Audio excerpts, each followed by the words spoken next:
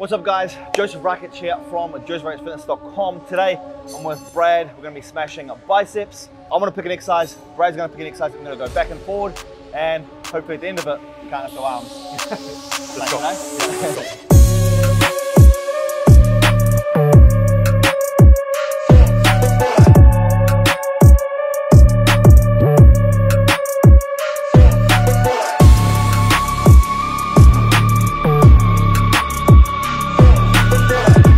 So what we'll do, we'll go an exercise each, yeah? Yep. So this one's your exercise.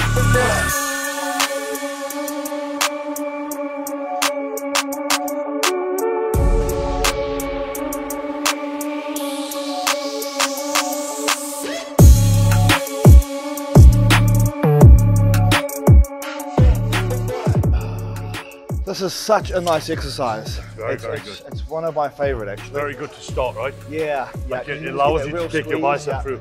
And then I find now when you go to do bicep curls, hammer curls, whatever you want to, because your bicep's so activated from this full range of motion, it's perfect. Yeah. I love starting with this. And of course, if you didn't have this machine, you could set this up on a cable. You know, you could set this up kind of over like a high preacher on a cable. Yep, exactly. Yeah. Just kind of implement it. So and it's almost like if your arms are too pumped to do this, you can't get that same contraction and squeeze.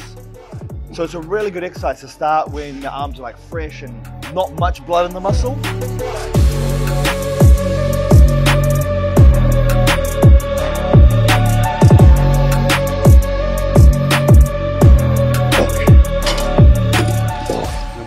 Try and do is first two is just kind of getting some blood in, and then the next two sets now we can start to get some force reps of each other. Force reps, and push it a little bit more. So get the blood in there, and then you get that weight overload. Yeah, my biceps are strong, but they don't grow.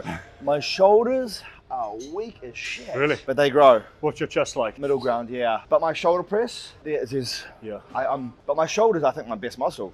They grow easy. Bicep, my arms, they don't grow, but I want my arms bigger because they're like the flashy muscle, you know? But this is the thing, physique development is not all about how strong you can be, right? Exactly, Like you have an amazing physique, he's just said, like these body parts are not strong. There's guys who probably lift double what you lift. Oh, easy, my shoulders, yep. Don't have the shape, don't have the symmetry, don't have the muscle look the same what you've got. Hey, trying to bodybuild, or you just trying to lift weights? Exactly. I always say it's bodybuilding, not powerlifting. If you want to focus on strength, go to a powerlift. Exactly. You want to move on? Yep. It's quite nice. Just can't be too pumped either, because you got to get that good squeeze and that good contraction. It's like a spider curl over a bench, right? The way you set up the spider curl. Yeah. Like spider curl's good early on in the workout, but if my arms are completely pumped at the end of the workout, but then like hammers at the end of my workout are good, I can just fully just pump it, you know? Well, all right. So the heavier set will be next.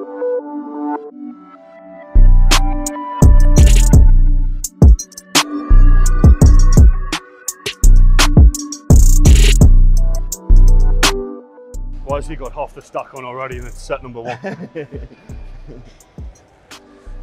Oh, how good. Good. Yeah, it's just me, like I said, it's like, I set like 119 now, solid on the morning. But like, it's a comfortable weight for me. The heaviest I ever was 129. So that's like 10 kilos heavier than what I was right now. Yeah.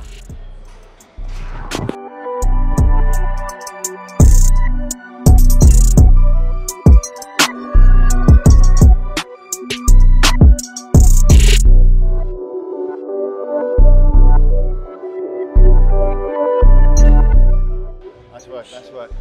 What do you got in there? Cyclodextrin. Just cyclodextrin. You always have intra-carbs? Yeah, so I like to do I'm not in a cutting phase, you know, I'm in like a maintenance phase. Maintenance or gaining, I always like to do like 50 grams of carbs into workout. The reason I like to do 50 grams of carbs is just you know, when you get to that halfway mark during your workout, your energy, your pump starts to dip. Mine does anyway, and just having 50 grams, it's not enough to feel fatigue, it's not enough to feel like, you know, like slouchy during your workout.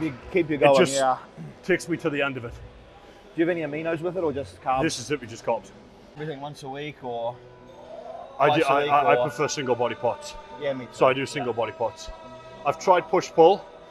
I have my clients who push-pull, no problem, but it just doesn't personally work for me. I'm the same, man, yeah. It doesn't work for me. Like, if I go all out on chest, I don't have anything there for shoulders.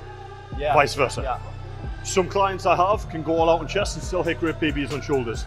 It's person dependent. I'm the same as you. Just two muscle groups to work out. Like if it's chest, I might do abs. If it's back, I might do calves. Yeah. But it's never like two big muscle groups. Yeah. I just... Plus, this is going to sound silly, okay? I have a very short attention span when I get in the gym. I have 60 to 90 minutes to get my session done, all out intense, get in, get out. Push-pull leg workouts can go a little bit extended. Once I get past that hour mark, I start to daze, I start to get distracted, and my workouts start to go down from that point. So. Nah, I'm the same, I've done it, but majority of the time, just one muscle group and just smash it with volume.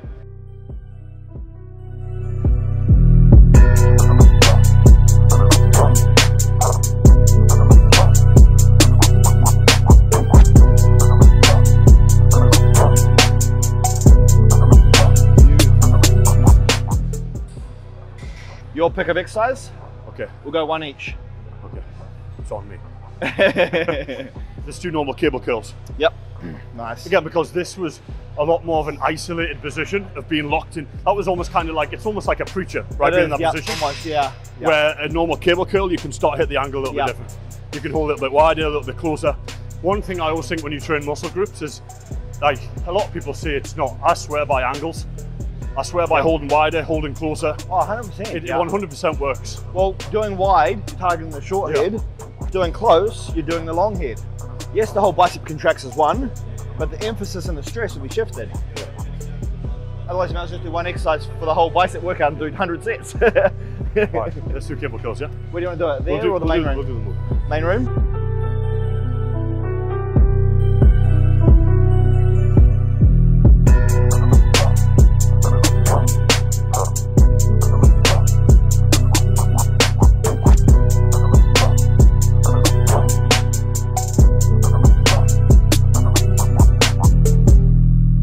Good pump, good pump. One thing I always do with arms is like, you know when you pull and then you start to lose your form? I just go back to the bottom, shake it off, reset a bit, and then go for my last 5. And I just feel like it keeps it more in their bicep, on my bicep this way. And biceps is a very easy exercise for your form to like, legs, your form's always kind of perfect because it's that structured movement. Biceps, it's very easy to have your secondary muscles take over. So what's your diet like at the moment then? You said your 4 or 5 meals, is it high protein, high carb? I'm always kind of more protein dominant, but again, it always works out different. I only utilize fats. Like the difference is because you love the keto way, right? I utilize fats more to just stabilize blood sugar with my carbs. So that's why I like to put fats in, only just to stabilize blood sugar, where then I drive my energy through my carbs, and then obviously I have enough protein in there as well. So normally if you would have your fats with your carb meal. Small amount of fat with every carb meal, just to stabilize blood sugar a little. So I'm the opposite. So when I'm on like a carb diet, which I am 95% of the time, I'm either like protein and carb or protein and fat. So it's like chicken and sweet potato, steak and sweet potato. But then if I have fat, it'll be like salmon and veg. So I'm always just trying to use like one of the energy sources. So eggs on toast is different. I guess I'm protein, carbs and fat for that meal. Another great way I like to do it is I like to front load my day and back load my day if I want to try and stay full. So when I front load my day, I have quite high fat in breakfast, and then I taper down the fat throughout the rest of the day because the high fat in breakfast will sustain more, balanced blood sugar throughout the day. That'll take me to my workout. I'll then have some instant carbs after my workout, no fat, and then on the night time again to stay full during the night to wake up full, I have a high fat meal on the end again. Interesting, So I like nutrient timing is everything, especially when it comes to physique development. Nutrient timing will dictate a lot how you look. And how you perform. Which results in how you look. Exactly. Great technique that Brad just used then. He did his set till failure, couldn't go to failure anymore. Basically, he's got those forced partial reps out. All you're doing is creating more stress to the muscle, more muscle fibers rip, therefore it's going to result in more growth, hopefully. Hopefully. With my arms, it's never the case. What Joseph was saying before, a great pointer is, when you train a muscle, it'll always be fatigued in the shortest range first. So when your bicep is here, it'll start to get the hardest, but you'll always find you can still go from here to here. So what I was doing in my previous set is my bicep had fully fatigued here. So then I just started working the length and range until that fatigued, and then that's my bicep fully fatigued from top to bottom. With anything you do, chest, it'll be here, leg extension, it'll be at the top, everything. When the muscle is at the shortened range, that's when it'll always fatigue first.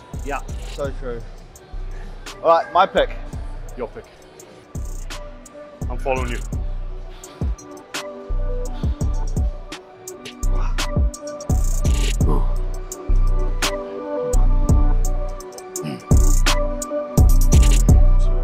slightly different for Yep. myself.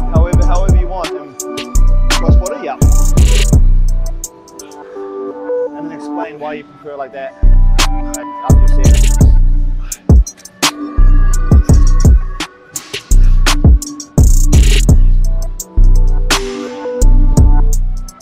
Nice.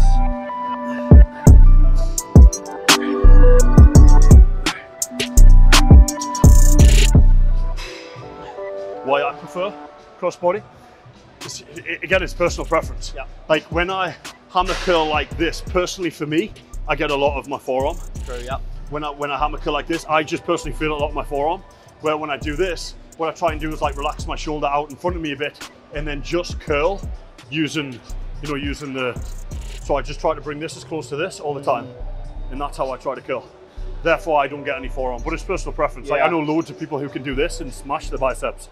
I feel like this way you're going to get a really good peak, where I just can't. I see your whole bicep is contracting when you do it like that though. So yeah, I can tell how much it's working. Yeah. Heavy set right now, and then one more set which is light. So the way I like to train, similar to Brad, we like to start off with a weight, go heavier, go heavier, go heavier. But then occasionally, not always, but occasionally, my last set will drop down and just focus on the muscle working a bit more. Because obviously when it gets heavier, your ego gets there and your other muscles come and take over. So it's good to do one set back where you can just get the muscle again. So here's a bit of an ego set now. Bodybuilding is all about controlling your ego. Let's go.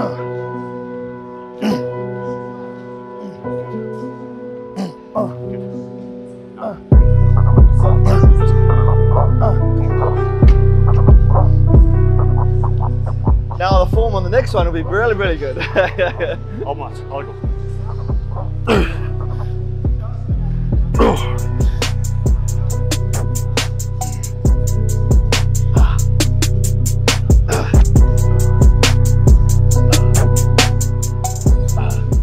Mean, bro, solid workout. Good session. Guys are absolutely pumped. So if you guys don't know Brad, I'll put his Instagram on the screen as well. You go give him a follow. A lot of potential for bodybuilding or classic physique, whatever way he goes. Probably not classic because he's already too big, but yeah, how old are you again? 23. 23, so massive, massive future, massive potential. Anyway, bro, solid workout. You've been from New Zealand. We always chatted for years. This is what I said Yeah, when I first met you. yeah. We chat for years. I've known Joseph for like 3-4 years maybe over Instagram. Yeah. And it's great, we're in the same building now where we can get these type of collabs in. Yeah, it's so good. And that's the beauty about being in Dubai, man. All these chances to network with people, collab with people, you just can't get that anywhere else in the world. Yeah. That's awesome. All right, mean Good brother. to swim with you, bro. Good to swim with you. Thank you very much. Likewise.